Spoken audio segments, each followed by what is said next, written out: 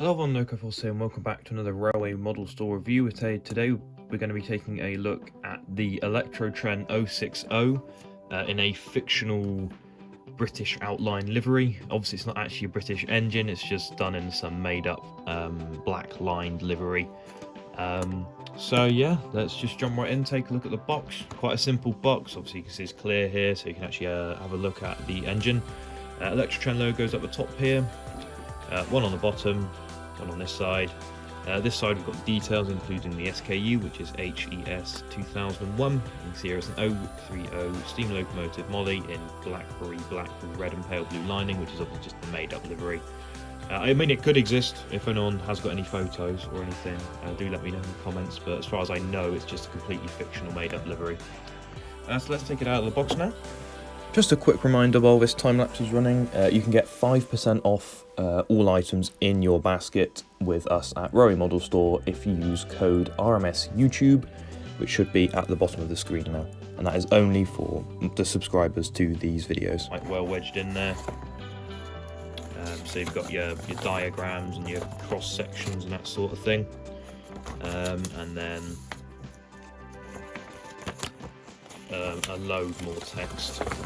Well, looks like this is just a load of mechanical information. That's all in, none of that's in English. Oh no, there you go, safety notes. So that's what that is there.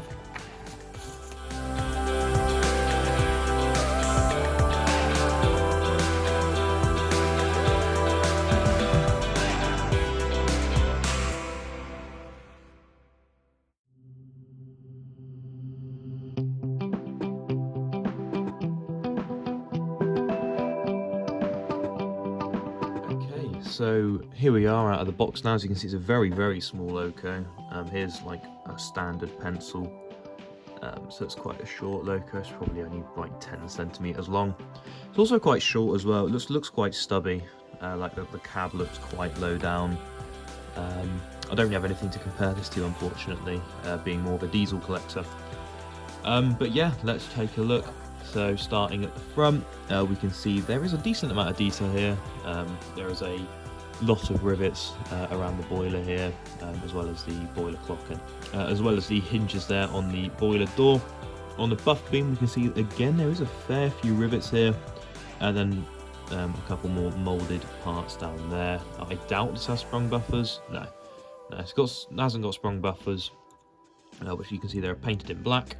Compared to obviously the red buffer beam. There isn't any detail on the running board here, but you know, it is a very cheap model. It only retails at about 60 quid, 60 to 70 quid I think, possibly even lower, and again the price will be down here somewhere.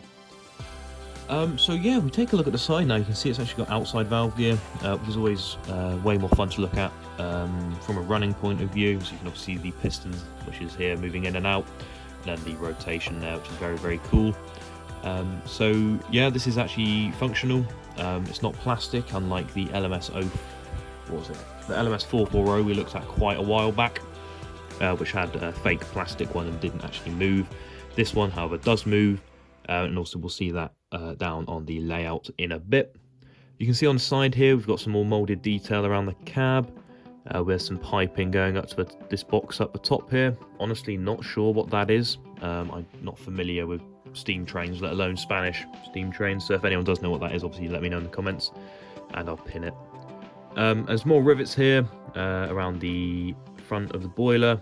There's quite an interesting funnel here. You wouldn't get that on a British train, sort of a reverse concave shape there, if that's the right word. It sort of gets wider as it goes up. That's quite cool. There's a boiler dome here. You can see that there are bands going across. They're just not painted in any different colours.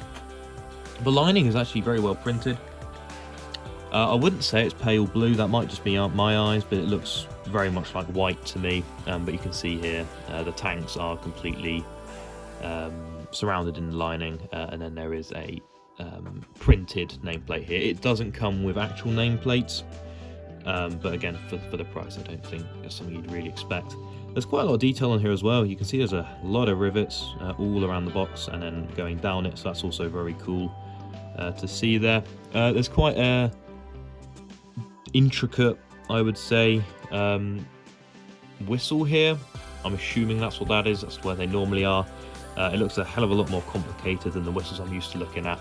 And then there's some more molded detail up on the top here. It's quite a lot actually for the price, I would say. You can see here there's a couple handrails, or what looks like handrails here, and then more lining all around the cab, and there's some more lining around the back of the engine there. So I'm actually surprised to see that there is actually something of a cab interior on this model. There's a few items that you can see there, a few parts painted out in a bronze, and you can see just up the top there, there is a red wheel of some sort. You can see there's a lot of detail in there. There's a lot of rivets. There's a lot of sort of piping. So it's very cool actually. I mean, there's not much else to it, I will admit. There's no driver's seats or anything, but that isn't bad. Again, for the price that this model is. So yeah, if we just take a look at the back of the cab now, there's no glazing or anything. They are just completely open holes.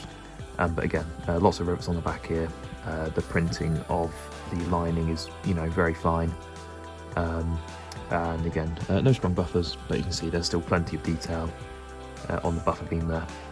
So yeah, overall, really, for a little model of this size, it's not half bad at all.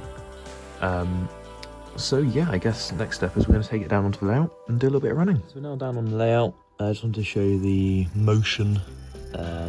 Very slow runner actually. It's quite good for my dodgy controller. But yeah, so there's the valve gear moving really nicely. Okay, so now it is running around the layout very smoothly. It's a little bit noisy, but no more noisy than other steam engines really. Very smooth. It's not got any issues with the points, which I'm sort of surprised with. I was expecting it to stutter a little bit because it's got quite a short wheelbase. But no, it seems to be doing fine. So my overall thoughts on this train so far, it's actually a really nice little model, which I was surprised about. I didn't really have very high expectations, but for the price, there's a lot of detail on there. There's a lot of nice rivets, a lot of detail on the buffer beams. It even has detail in the cab, separately painted parts, separately fitted parts. Very nice smooth runner. The lining's all very nice. So yeah, I mean, I can't really fault it, to be honest.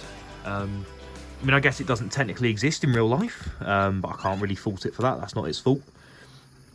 There is another one in National Cardboard Red as well, so I'll link that in the description too. So yeah, I'll leave you guys now with some running. Hope you've enjoyed the video, and if you do want to purchase one of these, then of course the link will be in the description as always, and I'll see you guys in the next video. Goodbye for now.